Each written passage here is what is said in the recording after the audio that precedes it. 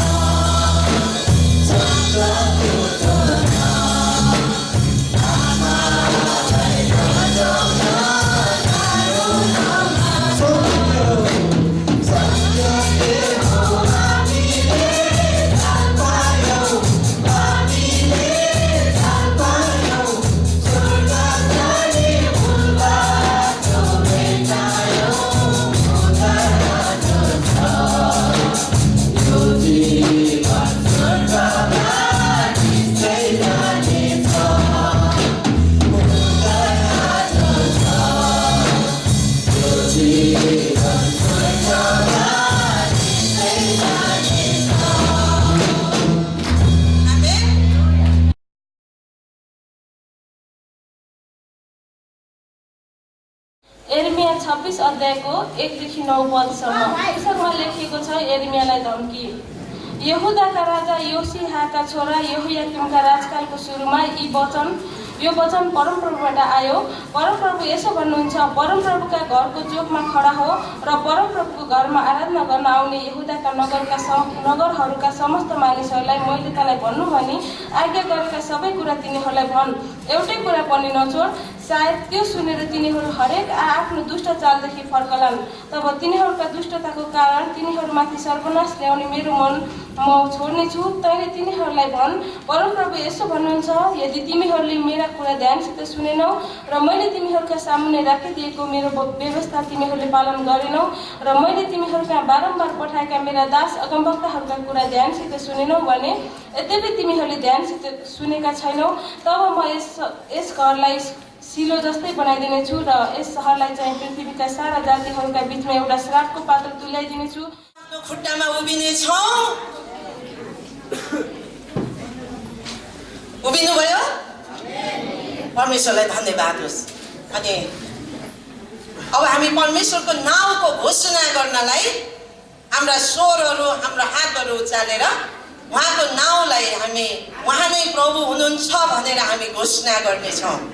येशू ख्रीष्ट मात्रै उहाँ परमेश्वर हुनुहुन्छ भनेर तपाईँ र मैले जब घोषणा गर्छौँ, हामीले स्वीकार गर्छौँ, तब उहाँको महिमा स्वर्गमा हुनेछ, आज पृथ्वीमा पनि त्यतिकै हुनेछ। आमेन। आउनुहोस् हामी येशूको नाउँलाई घोषणा गर्नेछौँ। येशू ख्रीष्ट मात्रै मेरो प्रभु हुनुहुन्छ। येशू ख्रीष्ट मात्रै परमेश्वर हुनुहुन्छ। येशू ख्रीष्ट मात्रै बाटो, सत्य र जीवन हुनुहुन्छ। येशू ख्रीष्टको जय हो। येशू ख्रीष्टको हाम्रो शक्ति हुनुहुन्छ, हाम्रो सहारा हुनुहुन्छ। प्रभु तपाईँ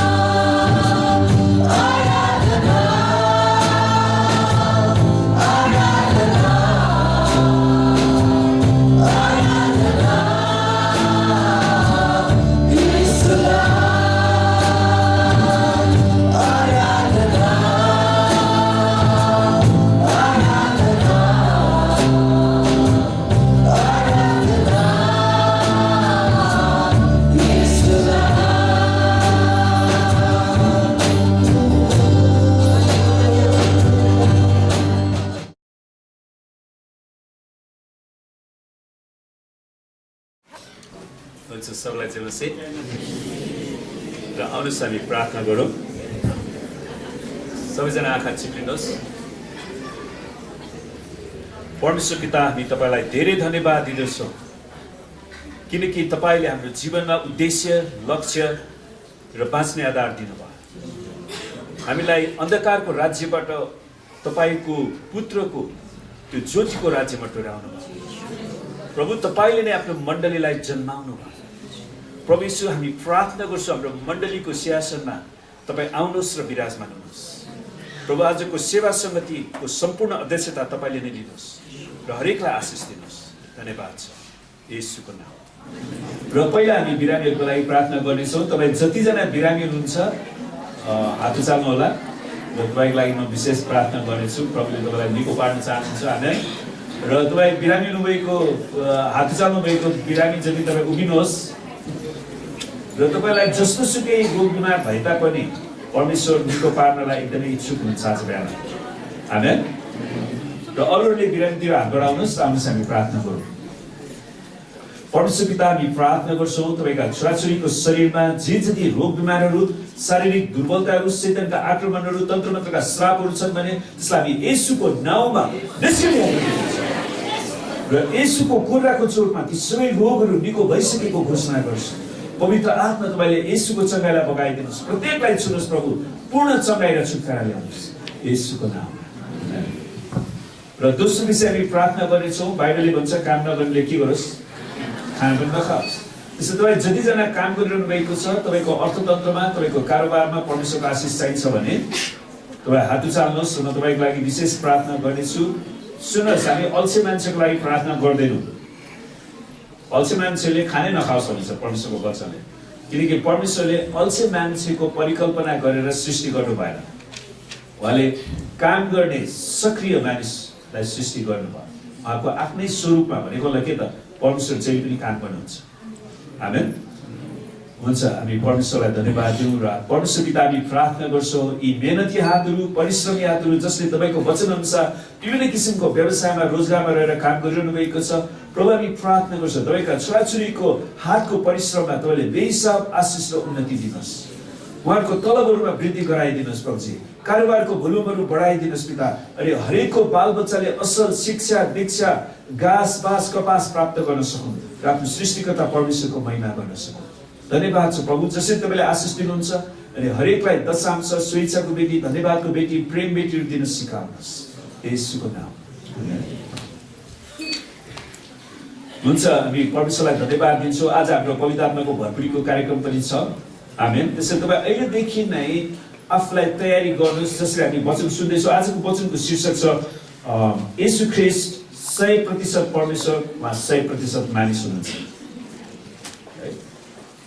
अर्थात् जिजस क्राइस्ट 100% गड, 100% म्यान।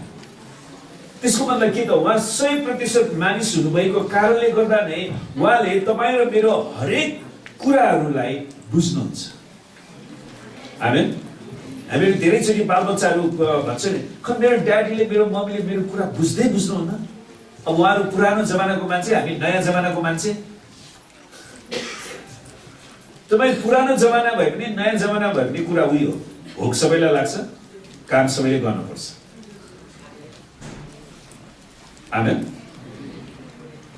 अलिकति विभिन्न कुराहरू सोचाइमा परिवर्तन भएका छन्, तर खास कुरा एउटै हो। उनीहरूले खालि आफूलाई, आफ्नो स्वार्थलाई अगाडि बढाउन खोजेको कारणले मात्रै उनीहरूले त्यो कुरा भन्छन्। तर परमेश्वरलाई धन्यवाद होस्, हाम्रो परमेश्वर 100% परमेश्वर हुनुभएको कारणले उहाँ हाम्रो हृदयमा बास गर्न सक्नुहुन्छ। उहाँले हाम्रो सबै परिस्थितिलाई बुझ्न सक्नुहुन्छ। तपाईँको चोटहरूलाई, तपाईँको पीडाहरूलाई, तपाईँको असल अवस्था, तपाईँको खराब अवस्था, सबै अवस्थालाई बुझ्न सक्नुहुन्छ। सुन्नुहोस्, इङ्ग्लिसमा एउटा गीत छ, उहाँ हामी दुःखमा पर्दा पनि परमेश्वर हुन्छ, हामी सुखमा पर्दा पनि परमेश्वर हुन्छ। हामी माथि उचालिएको अवस्थामा पनि उहाँ परमेश्वर हुन्छ, हामी गिराइएको खसालिएको अवस्थामा पनि उहाँ परमेश्वर हुन्छ। हामी चाहे डाँडामा बसौँ हाम्रो परमेश्वर हुन्छ, चाहे हामी भ्यालीमा बसौँ हाम्रो परमेश्वर हुन्छ। उहाँ 100% परमेश्वर हुन्छ। आमेन। त्यसैले हामी सबै उहाँको उपस्थितिमा जान सक्छौँ। अनि हामीले हेरेका थियौँ प्रभु यीशु 100% मानिस हुनुहुन्छ भन्ने कुरा, किनकि उहाँ कन्या स्त्रीको गर्भबाट जन्मिनु भयो। आमेन। त्यसैले नै उहाँलाई 100% मानिस बनाउँछ।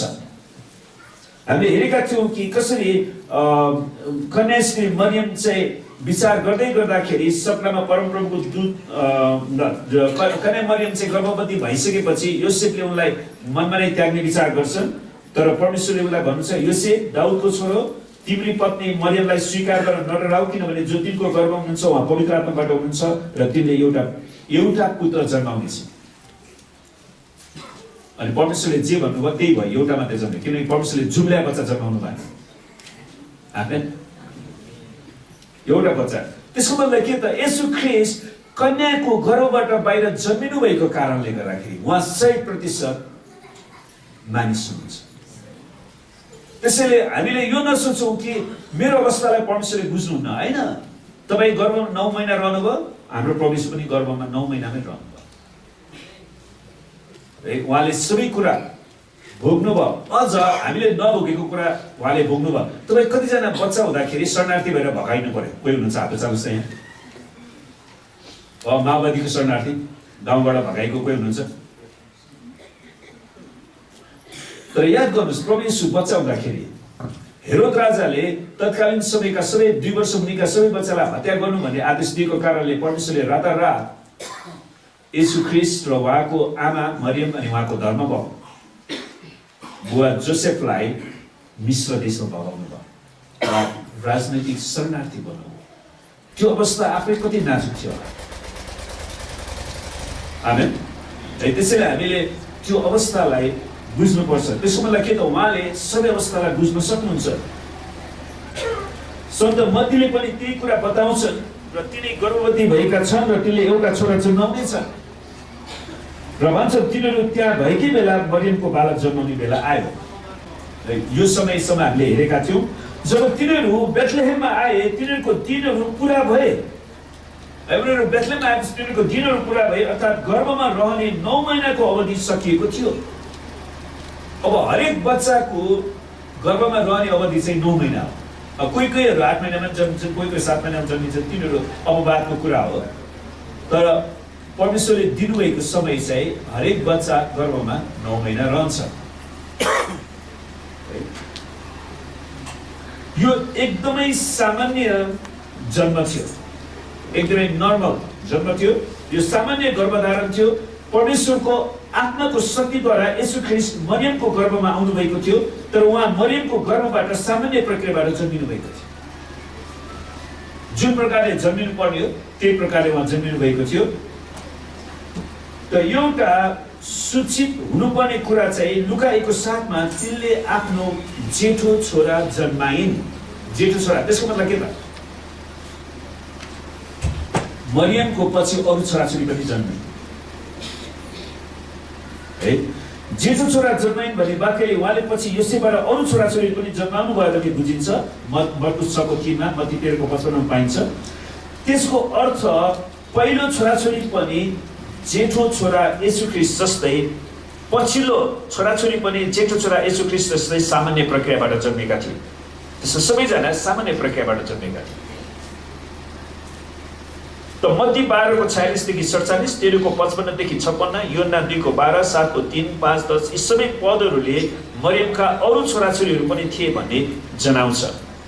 त येशू ख्रीष्टले सानैदेखि उहाँका भाइ बहिनीहरूलाई पनि हुर्काउने क्रममा उहाँको आमालाई सहायता गर्नुभयो। त्यसैले उहाँले सबै कुरा बुझ्नुहुन्छ। त्यसको मतलब के त, उहाँ 100% मानिस हुनुहुन्थ्यो। आमेन।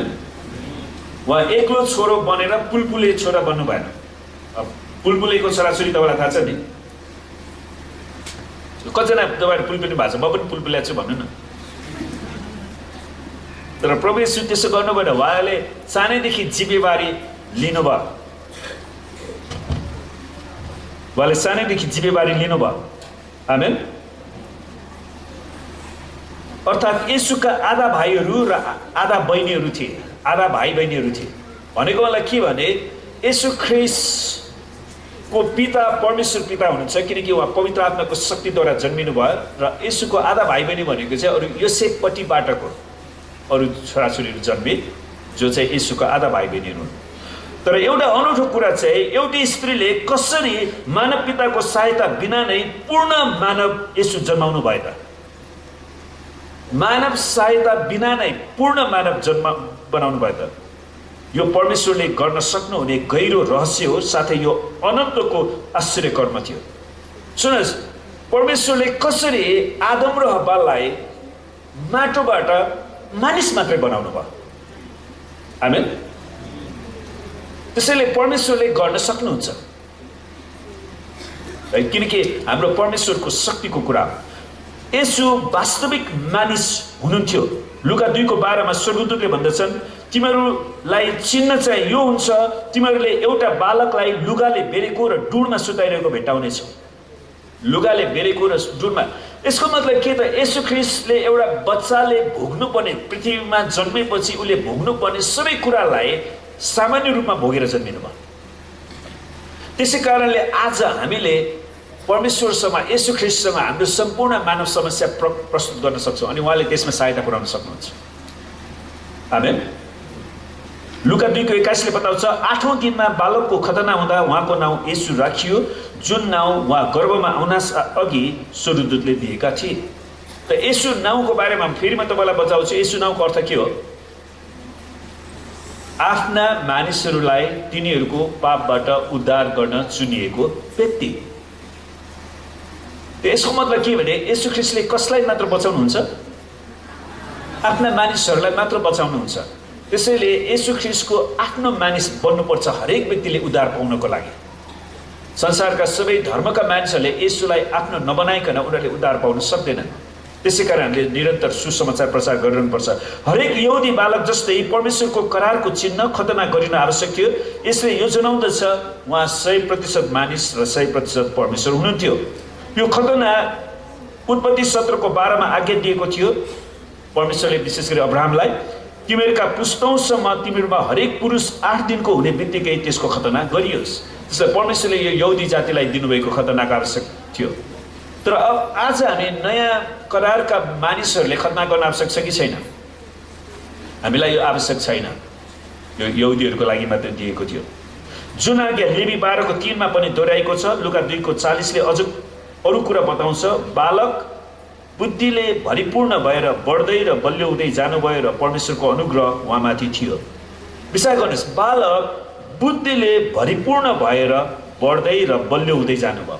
बुद्धिले, यही कुरा आज हामीहरूको आमा बुवाहरूमा कमजोरीको कुरा छ। बुद्धि भनेको के हो? परमेश्वरको डर। त्यसैले हाम्रा बालबालिकालाई सानैदेखि परमेश्वरको डर सिकाउनु पर्यो। धेरै आमा बाबुहरूले बच्चाहरूलाई भुताए भनेर तर्साउँछ। भूतको तर्साउने किन सानोदेखि राख्नु? जब हामी भूतलाई भगाइराखेका छौँ, भुताए भनेर तर्साइदिन्छ। भूत त हामीले येशूको नाममा भाग भने होइन र? तपाईँ कतिजना बुवा आमा हुनुहुन्छ अझै पनि तपाईँले आफ्नो बच्चालाई भुताउँछ बेलुका नजाऊ भनेर डराउनुहुन्छ। त्यो हटाउनुहोस् त्यो शब्दहरू। हामीले भूतको डर होइन, परमेश्वरको डर दिनुपर्छ। त्यो चाहिँ बुद्धि हो। आमेन। भूत त येशूको नाउँमा त्यो घोडा टेकेर भाग्छ। स्वर्गमा, पृथ्वीमाथि र पृथ्वीमुनि भएका हरेक प्राणी भनेको ती सबै आत्मिक प्राणी, शारीरिक प्राणी, जुनसुकै मानिसहरूले, जुनसुकै शक्तिहरूले येशूको नाममा घोडा टेक्नुपर्छ। त्यसैले त्यसको डर राख्न आवश्यक छैन हामीलाई। तर हामीले येशूको डर, परमेश्वरको डर राख्नुपर्छ नि। प्रभु येशू बालक बुद्धिले भरिपूर्ण भएर वा सानैदेखि उहाँले परमेश्वर पिताको डरलाई सिक्नुभयो मानिसको रूपमा र बलियो हुँदै जानुभयो। बलियो हुँदै जानुभयो भनेको शरीरमा पनि उहाँ बलियो हुनुभयो, आत्मिक रूपमा पनि बलियो हुनुभयो। त्यसैले हामीले शरीरमा पनि राम्रो खाना खानु पर्यो र हामी स्वस्थ हुनु पर्यो। आमेन। हिजो बेलुका हाम्रो स्यामिन भाइको ससुराबा बित्नुभयो। बिचरा उहाँ 57 वर्ष मात्रै हुनुहुन्थ्यो। अनि अहिले हाम्रो चर्चबाट 3 जना भाइहरू जानुभएको छ त्यहाँ फ्युनरल सर्भिसको लागि। जस हाम्रो चर्चको पनि त्यहाँ प्रतिनिधि होस् भनेर। बिचरा 57 वर्ष मर्ने उमेर होइन नि। तपाईँ कतिजना 57 वर्ष यहाँ हुनुहुन्छ? हात उचाल्नुहोस् त। 57 वर्ष पुरा भएको। के त्योभन्दा 57 वर्षभन्दा माथिको कतिजना हुनुहुन्छ हात उचाल्नुहोस् त? एकजना स्वस्थ हुनुहुन्छ उहाँहरू। 57 वर्ष मर्ने उमेर होइन नि। त्यसैले हाम्रो शरीरमा पनि हाम्रो शरीरलाई कसरी स्वस्थ राख्ने, किनकि विचार गर्नुहोस् हाम्रो देशमा अझ धेरैभन्दा धेरै मानिसलाई सुसमाचार सुनाएर प्रभुको राज्यमा ल्याउन बाँकी नै छ। आमेन। त्यसैले हामी तपाईँ राम्रो स्वस्थ खानुहोस्। स्वस्थ खानुहोस् भनेको धेरै खानुहोस् भने होइन, खानुपर्ने मात्रै खानुहोस् क्या, चाहिने भन्दा बढी नखानुहोस्। सुन्नुहोस्, तपाईँले कतिजनाले यतिसम्म खान चाहनुहुन्छ, त्यो चाहिँ अस्वस्थ हो। तपाईँले यतिसम्म मात्रै खानुहोस्। अनि कतिचोटि अब हामी सबैलाई घरमा पाहुनाहरू आउँदा धेरै खाइदियोस् भन्ने लाग्छ नि त, र हामी धेरै धेरै दिन्छौँ। फेरि तरकारी पनि एकदमै मिठो बनाइदिया हुन्छ है, त्यो खानेकुरा पनि एकदमै मिठो हुन्छ। त्यो मिठोले गर्दा अलिकति बढी खाएर धेरै खाइँदो रहेछ क्या। तर हामीले यो शरीर विचार गर्नुहोस्, यो शरीर पवित्र आत्माको मन्दिर हो। तपाईँको शरीर पवित्र आत्माको मन्दिर हो। आमेन। सबैले भन्नुहोस् त, मेरो शरीर पवित्र आत्माको मन्दिर हो। यो मन्दिरको पुजारी म आफै हुँ। यसलाई मैले स्वस्थ राख्नुपर्छ। स्वस्थ राख्नलाई ठिक मात्र खानु पर्यो। आमेन।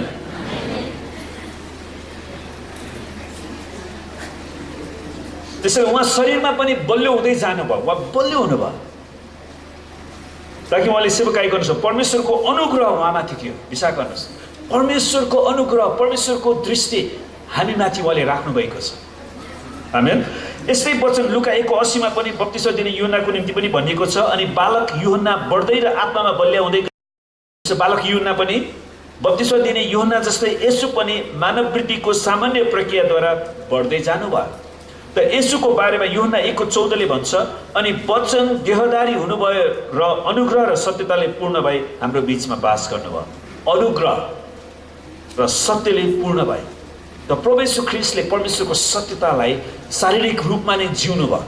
अनि उहाँले मानिसहरूलाई आफ्नो अनुग्रह, दया, कृपा देखाउनु भयो। हिब्रू 2:17 अरू व्याख्या गर्छ, किनकि छोराछोरीहरू मासु र रगतका सहभागी भएका हुनाले उहाँले पनि त्यही स्वभाव लिनुभयो। येशू ख्रीष्टले मासु र रगतको स्वभावमा आउनुभयो, त्यसैले उहाँ 100% मानिस हुनुहुन्छ। हिब्रू 4:15 भन्दछ, किनकि हाम्रा प्रधान पुजारी हाम्रा दुर्बलतामा हामीसँग सहानुभूति देखाउन नसक्ने हुनुहुन्न। त्यसैले हाम्रो प्रधान पुजारी येशू ख्रीष्ट मात्रै हुनुहुन्छ। आमेन। त्यसैले हामी उहाँकोमा जान सक्छौँ र हाम्रो समस्या उहाँलाई बताउन सक्छौँ, किनकि उहाँ हामीसँग सहानुभूति देखाउन नसक्ने हुनुहुन्न। तर हामी जस्तै उहाँ सबै कुरामा परिचित हुनुभयो र पनि पाप रहित हुनुहुन्थ्यो। उहाँले कहिले पाप गर्नु भएन। हामीले नभोगेको कुरा उहाँले भोग्नु भयो। कहिलेकाहीँ हामी भन्छौँ नि, मलाई जस्तै त्यो अवस्था उसलाई पर्या भए ऊ अहिले अस्ति खत्तम भइसक्यो। तर हामीले यो पनि भन्न सक्छौँ होला, येशू ख्रीष्टलाई जस्तो समस्या हामीलाई पर्या भए हामी के हुन्थ्यो त?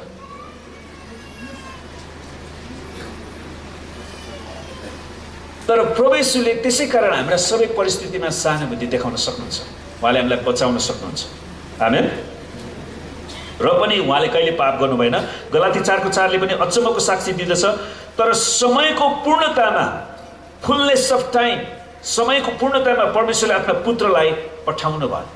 त परमेश्वरले जे गर्नुहुन्छ आफ्नो समयमा गर्नुहुन्छ। मैले हिजो बेलुका मेरो प्रार्थनाको मनन गरिरहेको थिएँ, अनि मलाई प्रभुले एउटा गीत, त्यो जुन गीत छ, in his time he makes all things beautiful.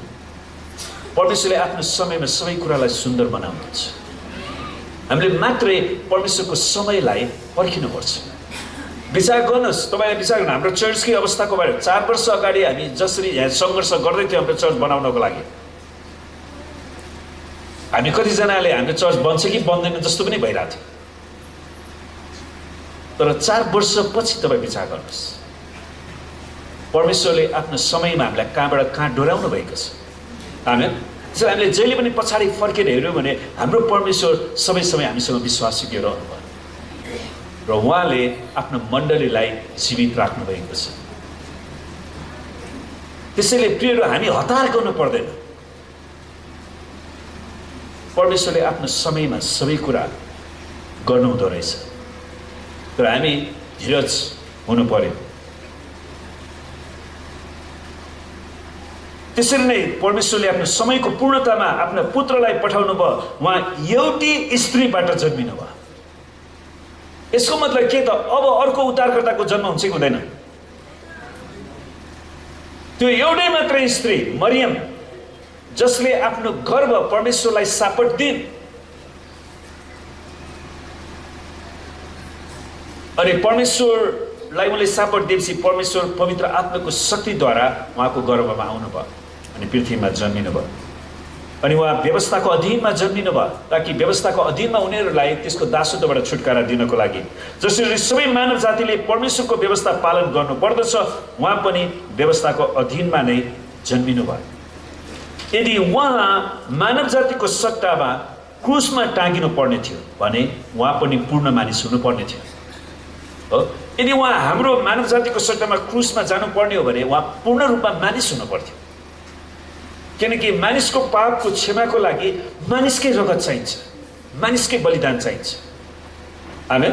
जनावरको रगतले, कुखुरा, बोका, राँगा, हाँस, परेवाको बलिदानले हाम्रो पापलाई धुन सक्दैन। परमेश्वरको मानिसको पापलाई क्षमा गर्नको लागि मानिसकै रगत चाहिन्छ। त्यसले परमेश्वर स्वयं मानिस बन्नुभयो। परमेश्वर मानिस बन्नुभयो। परमेश्वरलाई धन्यवाद। मलाई जहिले पनि यो गर्व लाग्छ, हाम्रो परमेश्वर सुँगुर बन्नु भएन।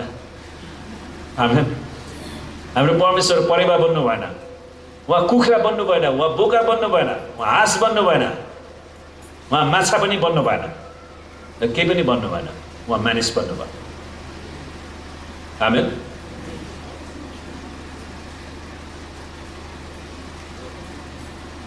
त्यसै कारण सन्त पावलले भन्दछन्, किनकि परमेश्वर एउटै हुनुहुन्छ, परमेश्वर र मानिसहरूको बीचमा मध्यस्थता पनि एउटै हुनुहुन्छ, त्यो मानिस ख्रीष्ट यीशु हुनुहुन्छ। पहिलो तिमोथी 2:5। उहाँ परमेश्वर हुनुहुन्थ्यो भन्ने कुराले उहाँको धर्मपिता र माता पनि आश्चर्यमा थिए। त त्यसको साथसाथै यीशु ख्रीष्ट 100% परमेश्वर पनि हुनुहुन्छ। आमेन। सुन्नुहोस्, वास्तवमा पहिला परमेश्वरसँग मानव शरीर थिएन। यीशु ख्रीष्ट पछि परमेश्वरले मानव शरीर पाउनुभयो। हामीलाई थाहा छ, प्रभु यीशु ख्रीष्ट मृत्युबाट बहुर उठ्नु भएपछि त्यो चिहानमा यीशुको शरीर थियो कि थिएन? थिएन। के मात्रै थियो? उहाँलाई बेरेको कपडा, त्यो मात्रै थियो हो। त्यसको मतलब के त? बहुरी उठेको शरीरलाई कुनै लुगाको आवश्यकता पर्दैन क्या। आमेन।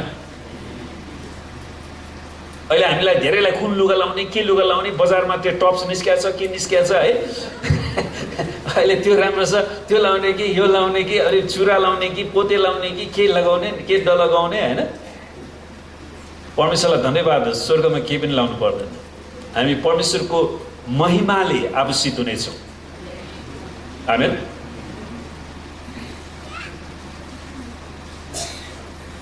अनि उहाँ परमेश्वर हुनुहुन्थ्यो, उहाँलाई कुनै लुगाको आवश्यकता परेन। अनि येशू परमेश्वर हुनुहुन्थ्यो भन्ने कुराले उहाँका धर्मपिता र माता पनि आश्चर्यमा थिए।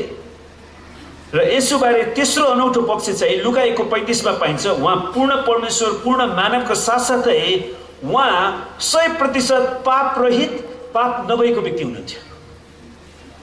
आमेन। उहाँ 100% मानिस, 100% परमेश्वर, 100% उहाँमा कुनै पनि पाप थिएन। त्यसै कारणले उहाँ सबै मानिस जातिको निम्ति आशा हुनुहुन्छ। यसोभन्दा माथि कोही पनि छैन। आमेन। उहाँ पवित्र अनि सिद्ध हुनुहुन्थ्यो। उहाँ पवित्र, उहाँमा कुनै पनि पाप छैन। उहाँ परमेश्वरको निम्ति अलग्गिनु भयो।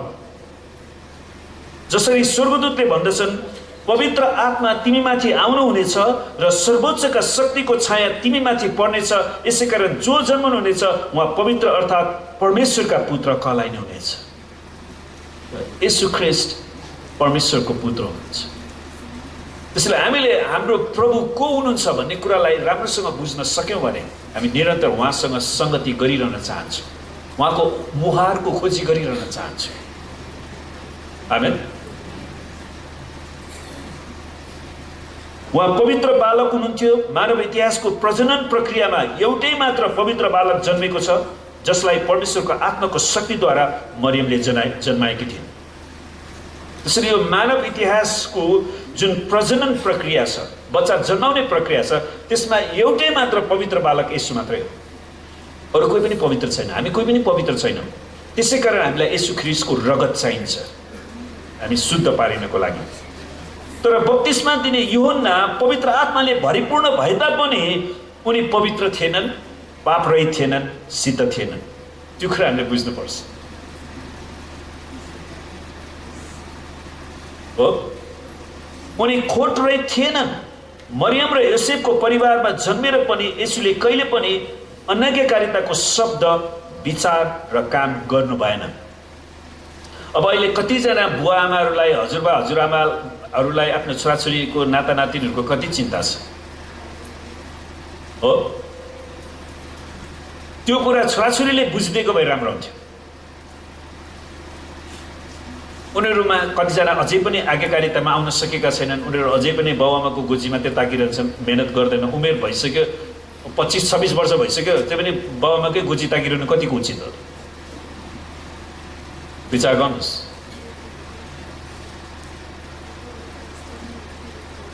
कतिजना मान्छेहरू आफू मेहनत गरेर कमाउन चाहँदैन, खालि बाबुआमाको कमाइमा मात्र बाँच्न चाहन्छ। तर परमेश्वरले यहुदी परिवारमा त्यस्तो हुँदैन। येशू ख्रीष्ट यस्तो परिवारमा जन्मिनु भयो जसको धर्म बुवा नै के थियो, के पेसा थियो? सिकर्मी। त्यसै उहाँले सानैदेखि सिकर्मीको काम गर्नुभयो। अहिले आफ्नो बुवा आमालाई सघाउनु भयो, सहायता गर्नुभयो आर्थिक कुराहरूमा। तर बाबुआमाको पनि समस्या मैले देखेको छु। कतिजना बुवा आमाहरू जहिले पनि आफ्नो छोराछोरीलाई अब 25, 26, 27, 28, 30 वर्ष भइसक्यो, सानै देख्छ नि, त्यहाँबाट ल बाबु भनेर यसो चम्चाले भात खुवाइदिइरहन्छ। अनि खुवाइदिइरहेपछि के गर्नु? उसले खाइरहन्छ, अब खुवाइदियो, मैले खाइदियो।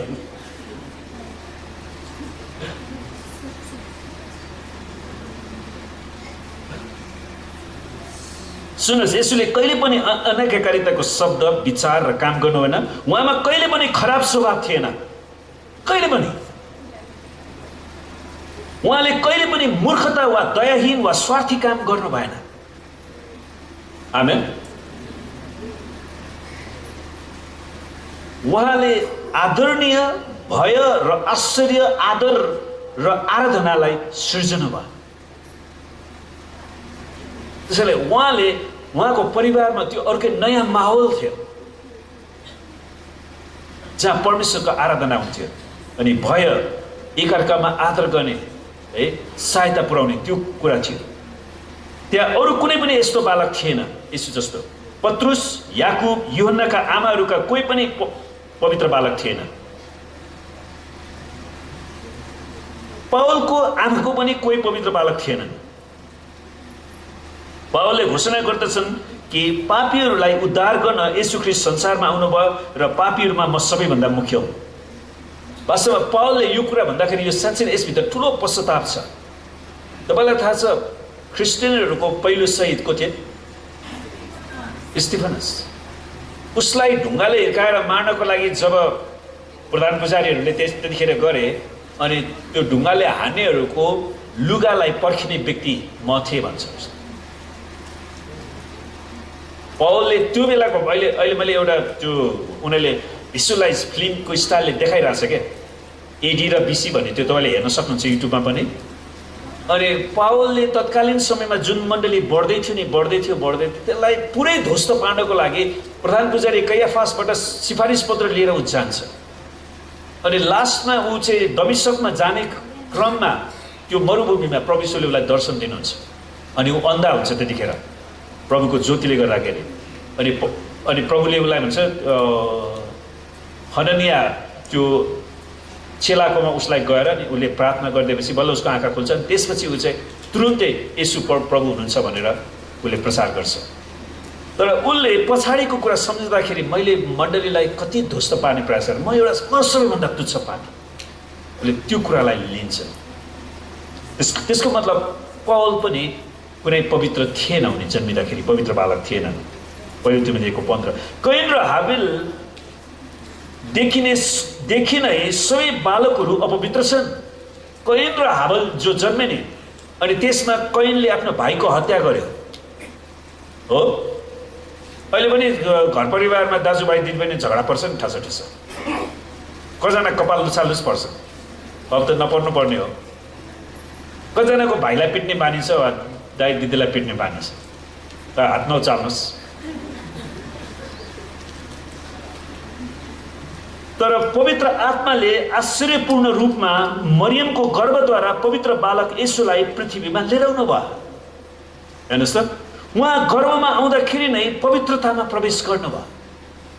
गर्भमा आउँदाखेरि नै पवित्र आत्माको शक्ति र परमेश्वरको छाया भनेको छ तिनीमाथि आउँछन्, जुन हामीले मृत्युपछि मात्र प्रवेश गर्नेछौँ परमेश्वरको पूर्ण पवित्रतामा। किनकि हामीलाई पापमा डराउने यो शरीरलाई हामीले पृथ्वीमै छाड्नेछौँ र परमेश्वरले हामीलाई स्वर्गमा बस्दाखेरि पापै गर्न मन नलाग्ने त्यो पवित्र शरीर उहाँले दिनुहुनेछ। आमेन। त्यसैले अहिलेको शरीरलाई पनि तपाईँले राम्रोसँग सरसफाइ चाहिँ राख्नुहोस्, तर धेरै लिपपोत चाहिँ गर्नु पर्दैन होला। स्वास्थ्य चाहिँ राख्नुहोस्। आमेन। किनकि स्वर्गमा गएपछि स्वर्गीय शरीर पाउनुहुन्छ। तपाईँ चिन्ता नगर्नुहोस्, तपाईँको छाला चाउरी भनेर पनि चिन्ता गर्नु पर्दैन। स्वर्गमा नचाउरिने छाला परमेश्वरले महिमित छाला दिनुहुन्छ, स्वर्गीय शरीर। आमेन। शारदामा, सावित्रामा,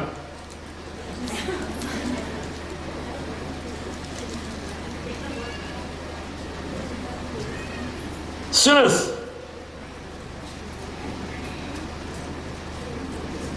हाम्रो अन्त्यमा उहाँले सुरु गर्नुभयो। जे कुरा हामी अन्तिम हुन्छौँ नि, मृत्यु, उहाँले त सुरुवात गर्नुभयो। उहाँ मृत्युबाट बौरी उठ्नुभयो। हामीले आशा गरिराखेको पवित्रतामा उहाँले सुरु गर्नुहुन्छ। हामीले त्यो आशा मात्रै गर्छौँ, तर उहाँले त सुरुवात गर्नुभयो। आमेन। हामीभन्दा लामो समय अघि नै उहाँ पवित्रताको पूर्णतामा हुनुहुन्थ्यो। परमेश्वर मात्रै त्यो पवित्रतामा हुनुहुन्थ्यो। हामी हाम्रो महान बन्धनमा प्रवेश गर्दा उहाँ पूर्ण स्वतन्त्रतामा प्रवेश गर्नुभयो। त्यसको मतलब के त? हामी जब पृथ्वीमा जन्म्यौँ हामी पापको बन्धनमा जन्मेका थियौँ, तर प्रभु येशू ख्रीष्ट पूर्ण स्वतन्त्रतामा जन्मिनु भएको थियो। आमेन। किनकि उहाँ पवित्र आत्माको शक्तिद्वारा आउनुभएको थियो। उहाँले आफ्नो जीवन पूर्ण शुद्धतामा सुरु गर्नुभयो र हामीहरू चाहिँ हाम्रो जीवनको अन्त्यमा परमेश्वरको अनुग्रहद्वारा हामी पूर्ण रूपमा शुद्ध पारिनेछौँ। हाम्रो जीवनको अन्त्यमा कुनै पनि जस्तो छैन, हामी कोही पनि उहाँ जस्तो छैनौँ, तर हामी त्यसैले हामी उहाँको मुहारको खोजी गर्छौँ ताकि हामी उहाँको स्वरूपमा बनिँदै जान सकौँ। आमेन।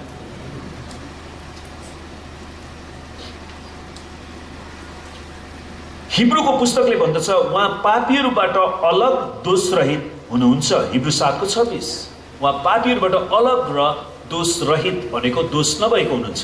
त्यसको मतलब के त? हामीहरूले पनि दुष्ट व्यक्तिहरू, खराब व्यक्तिहरू, गलत व्यक्तिहरूबाट हामी अलग दिन सिक्नुपर्छ। हामी संसारमा छौँ र पनि हामी संसारका होइनौँ है। संसारको गलत सिद्धान्तका व्यक्तिहरू हामी होइनौँ। त्यो कुरालाई हामीले स्पष्ट बुझ्नुपर्छ। उहाँलाई कहिले पनि अनुशासनको आवश्यक परेन। यो कति खुसीको कुरा हुन्छ। हामीहरू कतिजनालाई अनुशासनको आवश्यकता छ, तर उहाँलाई कहिले पनि अनुशासनको आवश्यकता परेन। उहाँलाई कहिले पनि सच्याउनु परेन।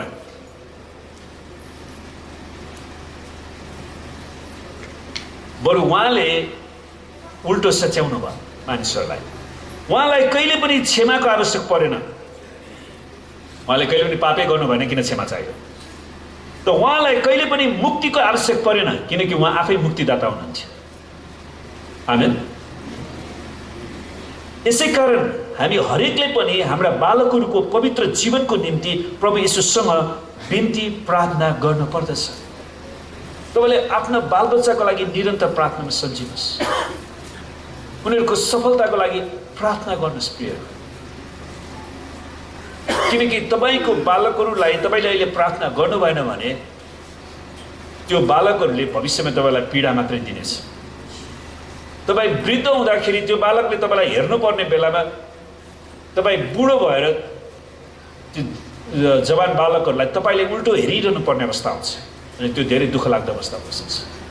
त्यसैले हामीले निरन्तर हाम्रो बालबच्चाको लागि प्रार्थना गर्नुपर्छ ताकि हाम्रा बालबालिकाहरूले आफ्नो जीवनकालभरि नै परमेश्वरको पवित्रताको जीवन जिउन सकुन्।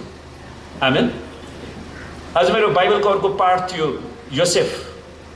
योसेफलाई जब बेचिदिन्छ, पोतिफरको घरमा लान्छ, पोतिफरको श्रीमतीले उसलाई आँखा लगाउँछ, तर त्यहाँबाट ऊ भाग्न सफल भयो र उसले केही समय सङ्कष्ट भोगे तापनि अन्तमा परमेश्वरले उसलाई फेरि मिश्र देशको सबैभन्दा ठुलो व्यक्ति बनाउनुहुन्छ। त्यसैले प्रियहरू, एकछिनको शारीरिक अभिलाषालाई पूरा गर्नु सक्दा शारीरिक अभिलाषाबाट तपाईँ भाग्नु भयो भने परमेश्वरले तपाईँ महान कामको लागि नियुक्त गर्नुहुन्छ। आमेन। अनि शारीरिक अभिलाषामा फस्ने व्यक्तिहरूलाई काँध थाप्न नजानुहोस्। व्यभिचार गर्दै हिँड्ने मण्डलीलाई वेश्यालय बनाउन चाहने व्यक्तिहरूसँग सङ्गत गर्न नजानुहोस्। तिनीहरूको पक्षमा पनि नबोल्नुहोस्, किनकि जब तपाईँ गलत व्यक्तिहरूको पक्षमा बोल्नुहुन्छ नि तपाईँले शैतानको लागि ढोका खोल्नुहुन्छ, तपाईँ आफै व्यभिचारमा श्रापमा फस्नुहुन्छ। त्यसैले हामी एकदमै होसियार गर्नुपर्छ। त्यसैले हामी निरन्तर प्रार्थना गरौँ हाम्रा बालबच्चाहरू परमेश्वरमा समर्पित बालबालिका बन्न सकुन्, उनीहरूले सानैदेखि परमेश्वरलाई प्रेम गर्न सकुन्।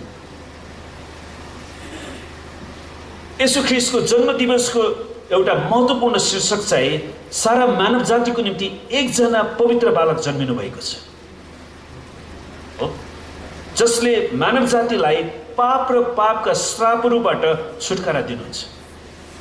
सुन्नुहोस्, आज हामी नेपालमा संसारमा थुप्रै मानवहरू, लाखौँ करोडौँ मानवहरू देख्छौँ, हो, तर उनीहरूमा मानवता चाहिँ कति छ त? हामी मानव मात्र देख्छौँ, तर उनीहरूमा मानवता नभएका मानवहरू हामी देख्छौँ, जसलाई परमेश्वरको डर छैन, परमेश्वरको भर छैन। उनीहरू शारीरिक अभिलाषाको लागि मात्रै आफ्नो शरीर बेच्छन्। परमेश्वरको मण्डलीलाई उनीहरू चाहिँ व्यापार व्यवसाय गर्छन्। त्यस्तो खालको कुराहरूबाट हामी बस्नुपर्छ।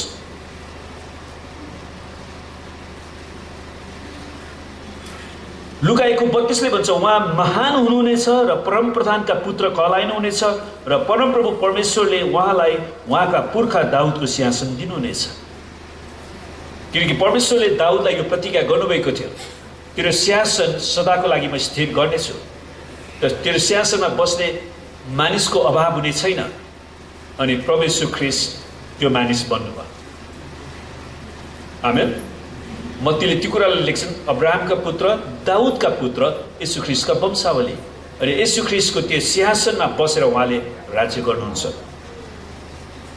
उहाँसँग अनन्त राज्य हुनेछ। त्यसैले येशू ख्रीष्टसँग मात्र त्यो अनन्त राज्य छ, अरू कोहीसँग पनि छैन। अनि शैतानले येशूको नामलाई मिसाएर झुटा धर्महरू बनाउने प्रयास गरिराखेका छन्। सबैलाई तिनीहरूले बाइबलको पनि त्यहाँ पद राखेर मान्छेहरूलाई त्यतिकै अल्मल्याउने, उनीहरूलाई फसाउने। अनि उनीहरूले 10 आज्ञालाई नै बुझेका छैन। 10 आज्ञाको पहिलो आज्ञा के हो त? म बाहेक तैँले अरू कुनै देवी देवता नमान्नु। हामीले परमेश्वरलाई बाहेक अरू कसैलाई पनि ईश्वर मान्न सक्दैनौँ। त्यसैले अरू देवतासँग येशूलाई मिसाउन किन आवश्यक पर्यो? त्यो त उनीहरूलाई फसाउनको लागि मात्रै हो। हामी होसियार गरौँ प्रियहरू। दोस्रो सामुएल 7:11देखि 13को अगमबाणीलाई यसले पुरा गर्छ, जुन दाउद राजालाई दिएको थियो। परमप्रभुले तेरो राजघराना स्थापना गर्नुहुनेछ भनी परमप्रभुले तँलाई भन्नुभएको छ। तेरै शरीरबाट एकजना तेरो उत्तराधिकारी हुनलाई उठाउनेछु र त्यसको राज्य स्थिर गराउनेछु। म त्यसको राजकीय सिंहासन सधैँको निम्ति स्थिर गराउनेछु। जुन दोस्रो सामुएल 7:11देखि 13मा पाइन्छ। त परमेश्वरले जुन कुरा प्रतिज्ञा गर्नुभयो दाउदलाई सामुएल अगमवक्ताद्वारा, त्यो कुरा येशूमा पुरा भयो। आमेन। यो दाउदलाई गरिएको अगमबाणी येशू ख्रीष्टको जीवनमा पुरा भएको थियो। मत्ती 1मा दिएको योसेफको वंशावली र लुका 3मा दिएको मरियमको वंशावलीले दुवैजना दाउदको राजकीय रगतको लाइनबाट आएको देखिन्छ। मरियम र योसेफ दुवै दाउदको राजकीय लाइनबाट आउँछन्। त्यसैले यो अगमबाणी येशूमा पुरा भएको हामी पाउँदछौँ। उहाँ बप्तिस्मा दिने यूहन्ना जस्तो लेवीको कुल पुजारीको घरमा जन्मिनु भएन। उहाँ लेवीको कुलमा पुजारीको कुलमा जन्मिनु भएन। उहाँ राजकीय घर राजाहरूको घर अर्थात् दाउदको घरमा जन्मिनु भयो। त्यसो हुँदा के त उहाँ राजाहरूका राजा प्रभुहरूका प्रभु हुनुहुन्छ। यसै कारण उहाँलाई इजरायलको सिंहासनमा बस्ने अधिकार छ, जुन संसारको सिंहासन बन्छ, जुन सारा ब्रह्माण्डको सिंहासन बन्छ, जुन अनन्तको नयाँ स्वर्गहरू र पृथ्वीको सिंहासन बन्दछ। त्यसैले त्यो सिंहासनमा प्रवेश मात्रै बस्नुहुन्छ। सुन्नुहोस्, त अन्तमा आउने संसारको सिंहासनमा प्रवेश मात्रै बस्नुहुन्छ भने शैतानले घरिघरि मण्डलीमा यो मण्डलीको सिंहासनमा त्यही विभिन्न व्यक्तिहरूलाई राख्न चाहन्छ क्या। त्यसैले हामी एकदमै होसियार गरौँ। मैले यस्तो इन्डियामा गएर पनि जतिवटा चर्चेसहरूमा मैले प्रचार गरेँ, मैले उनीहरूलाई यही प्रश्न सोधेँ, तपाईँको मण्डलीको सिंहासनमा को बस्छ? अनि यदि प्रभु येशू ख्रीष्ट तपाईँको मण्डलीको सिंहासनमा हुनुहुन्न भने म तपाईँको मण्डलीमा आउँदिनँ पनि, मलाई मान्छेको मण्डलीमा जानु छैन। आमेन। किनकि प्रभु येशू सर्वोच्च सिंहासनमा विराजमान गर्नुहुन्छ। हामीले अहिलेदेखि नै उहाँलाई हाम्रो हृदयको सिंहासनमा, हाम्रो मण्डलीको सिंहासनमा येशूलाई मात्र विराजमान गराउनुपर्छ। किनकि उहाँले मात्रै हामीलाई ठिकसँग शासन गर्न सक्नुहुन्छ, उहाँले मात्रै हाम्रो आवश्यकतालाई बुझ्नुहुन्छ। आमेन। उहाँ सर्वोच्च परमप्रभु हुनुहुन्छ, किनकि उहाँ 100% परमेश्वर हुनुहुन्छ। उहाँ राजाहरूका राजा र प्रभुहरूका प्रभु हुनुहुन्छ। मत्तीले 2:1-8 यसको महत्त्वलाई लेख्दछन्। हेरोद राजाको समयमा यहुदियाको बेथलेहेममा जब येशूको जन्म भयो, पूर्वका ज्योतिषीहरू यरुसलेम आइपुगे र तिनीहरूले भने, यहुदीहरूका राजा भाइ जन्मने कहाँ हुनुहुन्छ? किनभने हामीले उहाँको तारा पूर्वमा देख्यौँ र उहाँलाई दण्डवत गर्न आएका छौँ। सुन्नुहोस्, यो दण्डवत, यो आराधना परमेश्वरले मात्र पाउने आराधना हो। हामीले मान्छेलाई दण्डवत गर्दैनौँ। मजाई वा नेपालीमा म्यागी भन्ने शब्द प्रयोग गरेको छ। ज्योतिषहरूलाई बुद्धिमान मानिस भनिन्थ्यो। यी ज्योतिषीहरू पुजारीको वंशजबाट आएका पूर्वीय देशका क्षेत्रहरू बाबिलोन, मेडिया र पर्सियामा प्रख्यात थिए। उनीहरू तिनीहरूले पूर्वीय देशहरूमा आधिकारिक रूपमा राजा बनाउने काम गर्थे। त्यसलाई इङ्ग्लिसमा द अफिसियल किङ मेकर भन्दो रहेछ है। तिनीहरूले मेडिस र पर्सियाको कानुन थाहा थियो तिनीहरूलाई, र तिनीहरू यति ठुलो शक्तिमा पुगेका थिए कि उनीहरूले दिएको तालिम, स्वीकृति र नियुक्ति बिना पश्चिमी देश र रोमी साम्राज्यको विपरीत वा विरुद्ध कुनै पनि व्यक्तिलाई राजाको रूपमा नियुक्त गर्न पाइँदैन थियो। उनीहरूले घोषणा गर्नु पर्थ्यो। त्यसैले उनीहरूको हातमा धेरै ठुलो शक्ति थियो रहेछ। यी ज्योतिषीहरू बाबिलोनमा हुर्केका थिए र तिनीहरू अन्य जातिहरू भए तापनि दानियल र यहुदी कैदीहरूको प्रभाव उनीहरूमा थियो। जतिखेर दानियल र यहुदीहरूलाई कैद गरेर लगेको थियो बाबिलोनमा नबुकदनेजरले, अनि उनीहरूको त्यसको प्रभावमा आएका थिए, जसको कारण परमेश्वरको डर राख्ने ज्योतिषीहरूले मसीहको खोजी गरेका थिए। त यहुदीहरूको राजा भएर जन्मिने कहाँ हुनुहुन्छ? किनकि उहाँको तारा हामीले पूर्वमा देख्यौँ, परमेश्वरले उनीहरूलाई देखाउनुहुन्छ, जुन आउनेवाला महान राजा हुनुहुन्थ्यो। त्यसैले परमेश्वरले मसीहको बारेमा खालि यहुदी जातिलाई मात्र जानकारी दिनु भएन, उहाँले अन्य जातिलाई पनि जानकारी दिनुभयो। आमेन। त्यसको मतलब के त? येशू ख्रीष्ट यहुदीहरूको मात्र परमेश्वर होइन, उहाँ सबै जाति, सबै भाषा, सबै वर्ण, सबै रङका मानिसको परमेश्वर हुनुहुँदछ।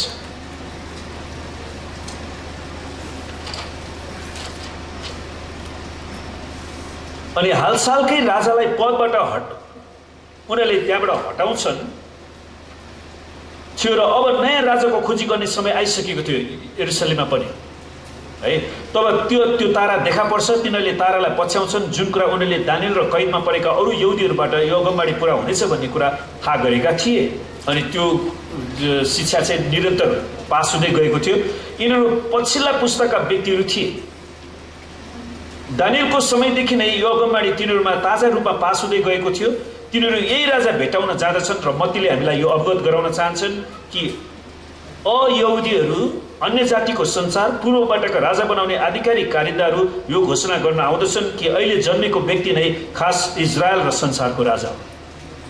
त्यही कुरा मत्तीले दिन खोजेका छन्।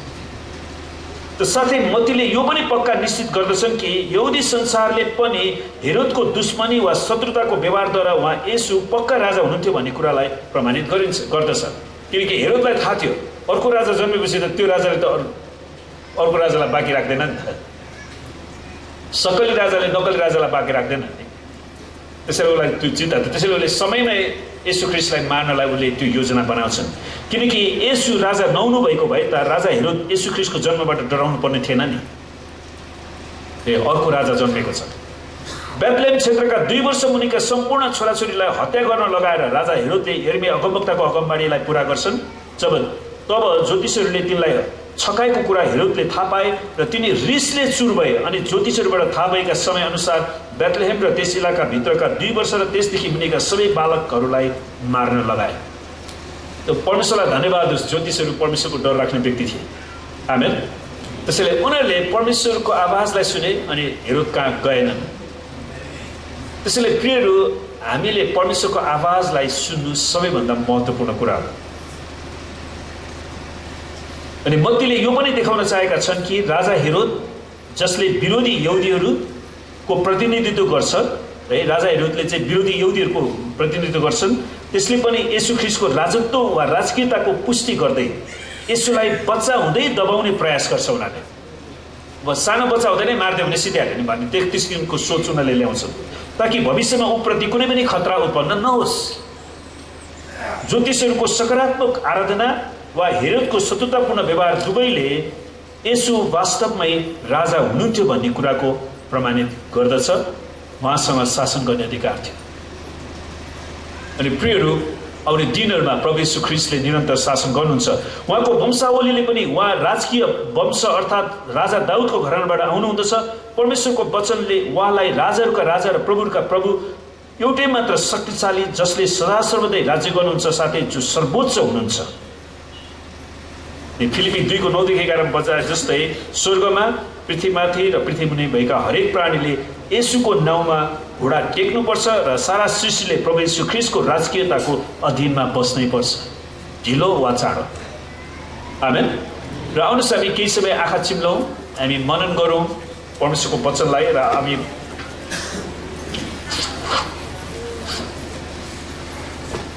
पवित्र आत्माको भरपुरीमा हामी जाँदैछौँ। पहिला आज हामी अलिकति वचन हेरौँ पवित्र आत्माको भरपुरी। जब चेलाहरूले प्रभु येशू ख्रीष्टको बाइबल स्कुलमा 3.5 वर्षको ग्रेजुएसन गरे, प्रभु येशूले उनीहरूलाई त्यतिकै प्रचारमा पठाउनु भएन। उहाँ हुन्जेल चाहिँ उहाँले पठाउनु भयो उहाँको नेतृत्वमा। जब उहाँ छोडेर जाँदै हुनुहुन्थ्यो, उहाँले के भन्नुभयो भने,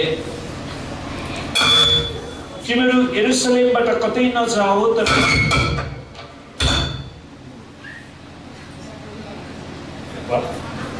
तिमीहरू यरुसलेमबाट कतै नजाऊ तर पिताले गर्नुभएको प्रतिज्ञाको प्रतीक्षा गर। यसबारे तिमीहरूले मबाट सुनिसकेका छौ, किनभने यूहन्नाले त पानीले बप्तिस्मा दिए, तर अबका थोरै दिनमा पवित्र आत्मामा तिमीहरूको बप्तिस्मा हुनेछ। पवित्र आत्माको बप्तिस्मा हामी प्रत्येकलाई चाहिन्छ, किनकि परमेश्वरको काम गर्नलाई परमेश्वरको शक्ति चाहिन्छ। आमेन। पवित्र आत्माको बप्तिस्माको शक्ति बिना, अभिषेक बिना हामीले परमेश्वरको काम गर्न सक्दैनौँ। हामीलाई प्रार्थना गर्न पनि पवित्र आत्माको अभिषेक चाहिन्छ। हामीलाई वचन पढ्नलाई, ठिकसँग बुझ्नलाई पनि पवित्र आत्माको अभिषेक चाहिन्छ। त्यसैले प्रियहरू, हाम्रो हृदयलाई हामी खाली गरौँ यो समय। जब हामी हाम्रो हृदय खाली गर्छौँ तब मात्रै पवित्र आत्मा आउन सक्नुहुन्छ। त्यो कुरा दिइसकेपछि चेलाहरू 10 दिनसम्म उनीहरू माथिल्लो कोठामा गएर प्रार्थनामा लाग्छन्। अनि 2 अध्यायको 1 पद भनेको छ, जब पेन्टिकोसको दिन आयो। पेन्टिकोस भनेको 50औं दिन, व्हिट हार्भेस्ट, जो चाहिँ गहुँको कटनी, बालीको कटनीको चाड थियो। अनि सबै यहुदीहरू चाहिँ विभिन्न देशहरूबाट यरुसलेममा आएका थिए। अनि त्यही क्रममा चेलाहरू पनि करिब 120 जना चेलाहरू माथिल्लो कोठामा परमेश्वरसँग प्रार्थना गरिराखेका थिए पवित्र आत्माको बप्तिस्माको लागि। किनकि परमेश्वरले उनीहरूलाई भन्नुभएको थियो, अब तिमीहरू माथिबाट शक्ति नपाउँछौ, कहीँ पनि नजाऊ, यही सहरमा पर्खिरह है। अनि उनीहरू त्यहाँनिर पर्खिन्छन्। जब पेन्टिकोसको दिन आयो, तिनीहरू सबै एकै ठाउँमा भेला भएका थिए। यो नेपालीमा खालि एकै ठाउँमा, कम्प्लिट अनुवाद छैन। जब पेन्टिकोसको दिनहरू आयो, तिनीहरू सबै एकै ठाउँमा एकै मन लिएर भेला भए। एकै ठाउँमा एउटै मन, विभाजित मन होइन, झगडाको मन होइन, तँभन्दा म ठुलो होइन। चेलाहरूको बिचमा पनि को ठुलो भन्ने हिसाब किताब थियो नि। ती सबै कुरालाई छोडेर उनीहरू एउटै मनका साथ परमेश्वर पिताले प्रतिज्ञा गर्नुभएको थियो पवित्र आत्मालाई ग्रहण गर्नको लागि उनीहरू तयारी भइराखेका थिए। अनि स्वर्गबाट अचानक ठुलो बतासको झोक्का जस्तो एउटा आवाज आयो र तिनीहरू बसेको पुरै घर भरिदियो। परमेश्वरको बतास जस्तै त्यो झोक्का आउँछ, आगोका जिब्राहरू जस्ता तिनीहरूका देखा परे। क्लोवन टङ भन्छ, क्लोवन जस्तो आगोको जिब्रो जस्तो। अनि उनीहरू हरेकमाथि देखा पर्छन् र भागमा भएर तिनीहरू हरेकमाथि बसे। अनि तिनीहरू सबैजना पवित्र आत्माले भरिए र पवित्र आत्माले तिनीहरूलाई दिनुभएको उच्चारण बमोजिम तिनीहरू अन्य भाषाहरूमा बोल्न लागे। त्यसैले पवित्र आत्माको बप्तिस्माको प्रमाण के थियो त? अन्य भाषा। अनि ग्रिकमा दुईटा भाषा शब्दहरू छ, एउटा ग्लोसा एउटा जेनोलालिया। ग्लोसालालिया र जेनोलालिया भन्छ। ग्लोसोलालिया भनेको स्वर्गीय भाषा, स्वर्गदूतले बोल्ने भाषा। जेनोलालिया भनेको पृथ्वीकै मानिसहरूको भाषा। त्यसैले यहाँनिर हामी देख्छौँ करिब 14-15 देशका भाषाहरूमा उनीहरूले बोले, कतिजनाले स्वर्गीय भाषामा बोले।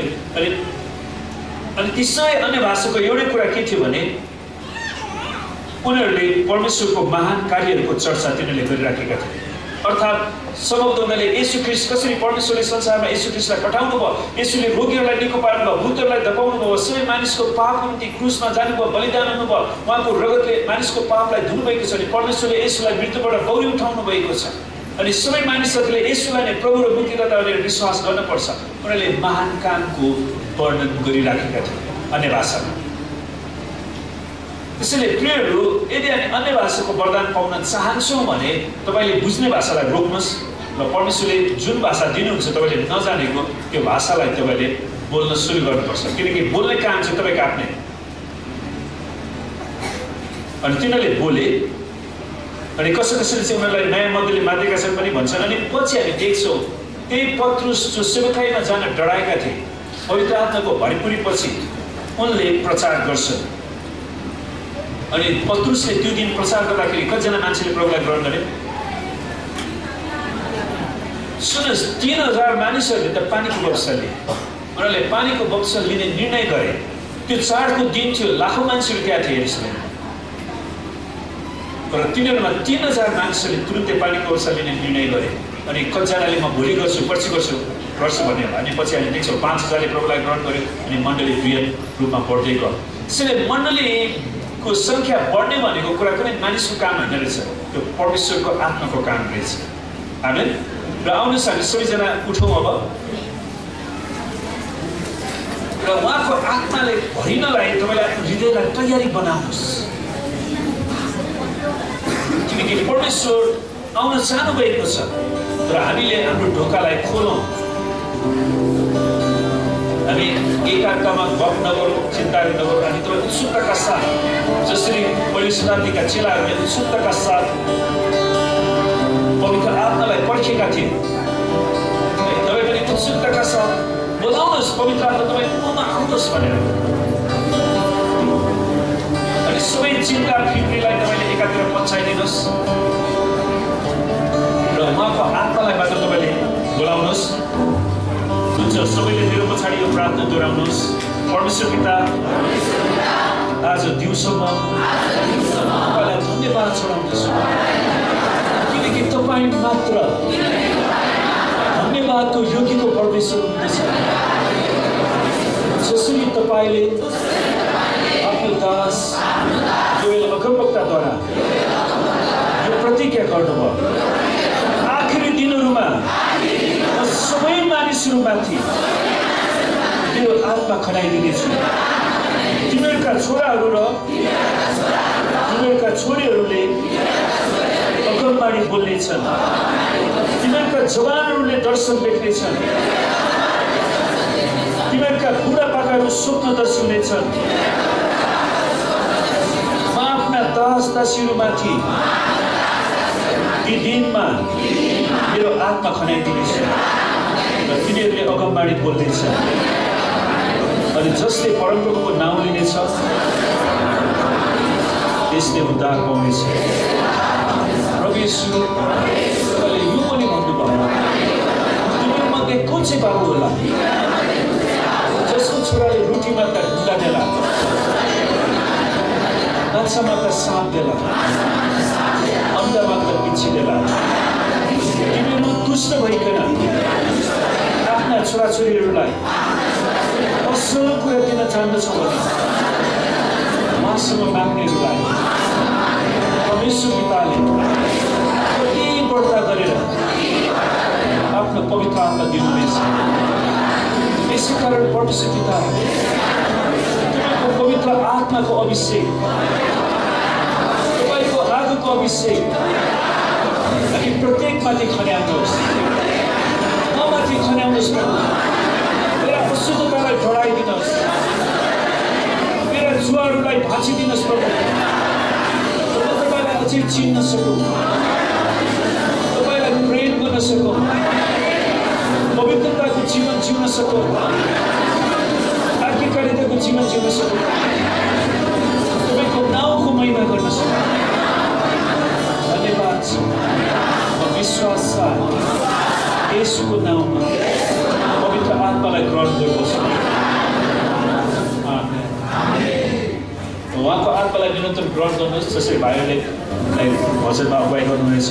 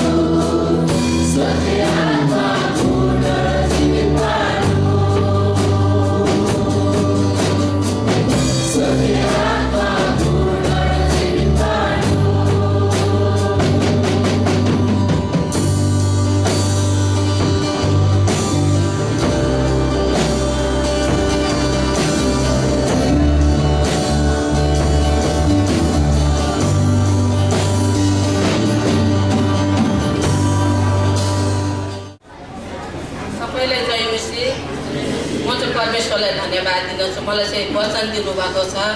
प्रथम 23:25मा परमप्रभु तिमीहरूले आफ्नो हृदयले आराधना गर्यौ भने तिमीहरूको अन्न पानीमा आशीष दिनेछु। तिमीहरूको बीचबाट म रोगहरू हटाउने छु र तिमीहरूको देशमा कोही गर्भवती र बाँचिने छैन, म पुरा आयो दिन्छु भन्नुभएको छ। हाम्रो बीचबाट हाम्रो मण्डलीको परिवार परमेश्वरले रोगहरू हटाइदिनु छ भने म विश्वास गर्दछु। कुनै अल्पायुको शराबमा मर्नु पर्दैन। म परमेश्वरलाई धेरै धेरै धन्यवाद दिन्दछु। परमेश्वरलाई म पनि धन्यवाद दिन्छु। अनि एउटा भनौँ न, उपचारको क्रममा पनि हामीलाई तातो पानीमा डुबाएर थेरापी गराउँछ होइन। हाम्रो शरीरको कतिवटा रोगहरू निको पार्नको निम्ति। अनि कतिजना त धेरै खर्च गरेर तातो पानीसम्म पुग्नुहुन्छ।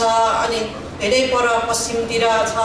अनि त्यहाँ चाहिँ तालमा, तातो पानीको तालमा डुब्ने त्यो कुराहरू छन्।